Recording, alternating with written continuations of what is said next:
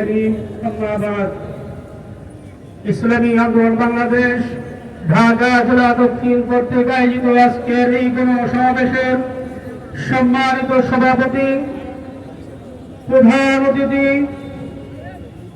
আমার সামনে উপস্থিত সহযোদ্ধা ভাইরা, সকলকে ইসলামী আন্দোলন বাংলাদেশ কেরানীগঞ্জ মডেল থানা শাখার পক্ষ থেকে আন্তরিক মোবারকবাদ।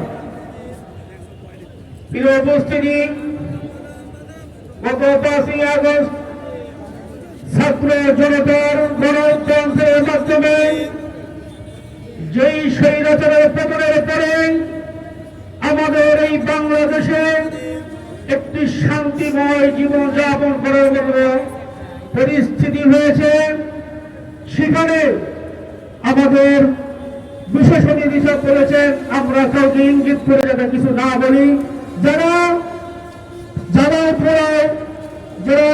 দুই নম্বরই করতেছে, লুটতরাজ করতেছে, স্বাধীনতার পর থেকে এই পর্যন্ত তারা সবাই ক্ষমতায় ছিল, সকলের ক্ষমতা আমরা দেখেছি, কিন্তু তাদের সব কিছু দেশের জনগণ ভালোভাবেই জানে।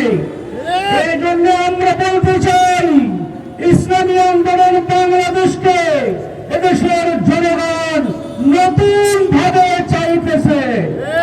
এই কারণে আমাদের প্রত্যেকটা পাড়া মহল্লায় সব জায়গাতে সকল নেতা কর্মীদের সর্বোচ্চ আমাদের সংগ্রাম চলে যেতে হবে, দলাধিকার চলে যেতে হবে।